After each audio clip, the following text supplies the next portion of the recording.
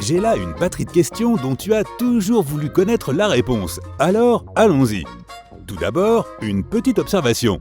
Les cookies, tout comme la baguette du boulanger, sont chacun des sortes de pain. Alors ma question est la suivante. Pourquoi lorsqu'on les laisse dehors toute la nuit, le cookie devient mou alors que la baguette devient dure? Cela ne semble pas avoir de sens. Eh bien le truc, c'est que les cookies sont sucrés. Le sucre et le sel qu'ils contiennent absorbent l'humidité de l'air ambiant, de sorte qu'elles deviennent mous. Les baguettes n'ont pas tant de sel et pas de sucre, donc ils n'attirent pas l'humidité et se dessèchent tout simplement. La superglue colle tout et n'importe quoi. Mais comment se fait-il qu'elle ne colle pas dans le tube? Il s'avère que la colle a besoin d'un composé d'hydrogène pour se polymériser. Dans le tube, il n'y a que de l'oxygène et pas d'eau du tout. Mais à l'extérieur, il y a beaucoup d'humidité. Cela explique aussi pourquoi celle-ci adhère toujours si bien à tes doigts. Ils sont chauds et humides à souhait. Je suis sûr que tu as déjà pleuré au moins une fois en coupant un oignon. Pourquoi cela arrive-t-il? Les oignons et l'ail contiennent des acides aminés et l'un des composés se désagrège lorsque l'oignon est coupé en tranches. Il se transforme en un produit irritant lorsqu'il entre en contact avec l'eau, en particulier avec celle de tes yeux. Tes yeux libèrent alors des larmes pour éliminer cet intrus, et c'est pourquoi tu pleures. Il y a quelques astuces qui permettent de l'éviter. Lorsque tu coupes un oignon, essaie de garder un morceau de sucre entre tes dents. Il absorbera l'irritant. Une autre astuce consiste à tenir un petit morceau de pain entre tes lèvres. Cela peut aussi aider. Pourquoi vois-tu des sortes de pois colorés en te frottant les yeux? Ces couleurs et ces formes sont appelées des phosphènes. La raison pour laquelle tu les vois est que lorsque tu te frottes, tu augmentes la pression dans tes globes oculaires et tu actives les neurones de la rétine qui traitent les informations visuelles. Une fois qu'ils sont activés, ton cerveau les interprète comme s'il voyait quelque chose. Lorsque tu ne dors pas assez ou que tu es simplement trop fatigué, tu finis généralement avec des cernes autour des yeux. Tu veux savoir pourquoi? La peau sous les yeux est très fine. Les vaisseaux sanguins sont donc très proches de la surface à cet endroit et tu peux facilement remarquer la moindre différence. Si tu manques de sommeil, ta peau devient plus pâle et les vaisseaux sanguins sont encore plus visibles. Tu peux donc voir ces cernes qui transparaissent au travers de la peau. De plus, avec l'âge, la peau devient naturellement plus fine. C'est pourquoi les personnes âgées ont tendance à avoir des cernes. Mais si tu es jeune, essaie simplement de dormir davantage. Attardons-nous maintenant sur les sacs à dos. Ils ont quelques caractéristiques intéressantes. Tout d'abord, certains d'entre eux ont des sangles de poitrine et celles-ci sont très utiles. Elles te permettent de redistribuer un peu le poids du sac à dos, en enlevant une partie de tes épaules, pas beaucoup, mais juste assez pour rendre ton sac à dos plus confortable et plus facile à porter. Et bien sûr, les sangles de poitrine empêchent les bretelles de glisser. Ok, le prochain élément est le porte-matériel, et d'après son nom, tu as probablement déjà une idée de ce à quoi il sert.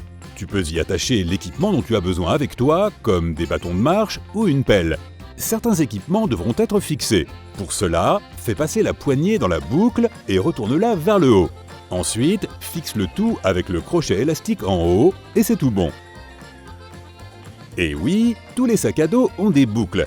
À vrai dire, je n'avais jamais pensé à leur utilité jusqu'à aujourd'hui. Certains prétendent que si tu y glisses tes pouces, le sac à dos est plus fermement arrimé sur ton dos, ce qui le rend plus confortable à porter. D'autres y reposent simplement leurs mains. Mais la raison pour laquelle elles sont là est probablement d'empêcher les extrémités de glisser hors des boucles.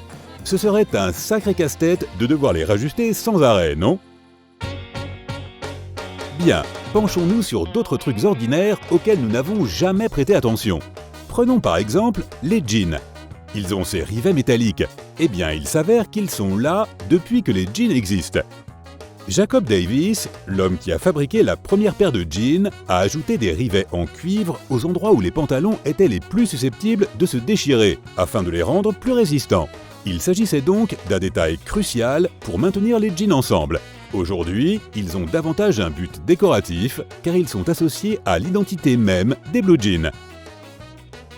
De plus, de nombreuses fermetures éclairs ont les lettres YKK gravées dessus. Ce sont les initiales de Yoshida Kogyo Kabushi Kigaisha, et c'est le nom d'une entreprise japonaise que l'on peut traduire par Société manufacturière Yoshida. c'est le plus grand fabricant de fermetures à glissière au monde. Ainsi, toutes les fermetures éclairs qu'ils produisent sont frappées de ce sigle. On estime que l'entreprise produit la moitié de toutes les fermetures éclairs du monde. C'est pourquoi tu vois leurs fermetures à glissière bien plus souvent que n'importe quelle autre. As-tu remarqué que les sodas en canette et en bouteille semblaient avoir un goût différent? Tu n'as pas tort, c'est un fait avéré. Et il y a même un peu de science derrière tout ça. Les chimistes avancent que les canettes en aluminium ont une couche de polymère qui absorbe une partie du goût du soda. Donc, les canettes en changent effectivement le goût. Les produits chimiques d'une bouteille en plastique, quant à eux, peuvent ajouter un peu d'acétaldéhyde à ta boisson. C'est un sous-produit cancérigène qui se forme lorsque le plastique est fondu. Il change donc aussi le goût. Tu ne goûtes jamais vraiment à la boisson originale. Si tu veux tester la véritable boisson, achète tes sodas dans des bouteilles en verre. C'est lorsque le soda est stocké de cette façon que son goût est le plus proche de l'original. Les bouteilles de boissons gazeuses en plastique ont 5 bosses sur le fond, et les bouteilles d'eau et de jus de fruits en plastique ont un fond presque plat, à l'exception d'un petit relief. Ce n'est pas dû au hasard. On fabrique une bouteille en plastique en mettant un tube en plastique dans un moule et en soufflant de l'air à l'intérieur pour le faire se dilater jusqu'à ce qu'il prenne la forme voulue. Le problème est qu'au fond, la bouteille aura toujours un relief à l'extérieur qui la rendra instable. Pour éviter cela, on pousse aussi un peu d'air à l'intérieur par le fond, créant ainsi ce petit creux à la base de la bouteille.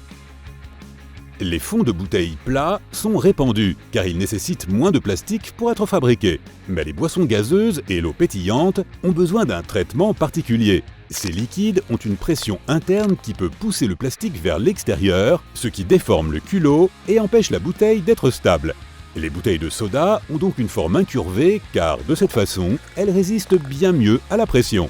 Compare le pliage d'une feuille de papier ordinaire à celui d'un tube de papier. Ce dernier aura plus de résistance. De la même façon, le plastique courbé est plus résistant à toute pression. Regarde de plus près ton sachet de chips. Tu y verras probablement ces petits cercles colorés. Ils sont ajoutés par le fabricant pour calibrer l'impression qui est utilisée sur l'emballage. On les appelle des échantillons de contrôle couleur. Ces cercles n'ont pas la même palette que l'emballage final. Ils sont superposés les uns sur les autres pour obtenir la couleur finale du sachet. Alors pourquoi les fabricants en ont-ils encore besoin? Imagine que quelque chose aille de travers et que la machine imprime un tas de mauvais emballages. Ça fait beaucoup d'argent de gaspiller. Ces échantillons de contrôle sont donc là pour s'assurer que l'impression finale sera correcte. S'ils ne sont pas comme il faut, le fabricant saura que l'ensemble du paquet ne sera pas bon non plus. Ces échantillons permettent aux imprimeurs de détecter un surplus ou un manque de couleur et de vite résoudre le problème. Mais ne t'inquiète pas si tu ne trouves pas ces cercles, c'est qu'ils ont probablement été découpés. Regarde bien un bidon de lait. Il y a souvent un cercle incurvé sur l'un des côtés. Ce creux est là pour rendre le bidon plus résistant et l'empêcher de se rompre s'il tombe au sol. Il octroie un surplus d'espace qui permet au liquide de se dilater. De plus, à l'approche de la date d'expiration, les bactéries présentes dans le lait commencent à produire certains gaz. Comme de plus en plus de ces gaz se retrouvent piégés à l'intérieur, la pression dans le bidon augmente. Le creux s'adapte à l'expansion et empêche le récipient d'éclater.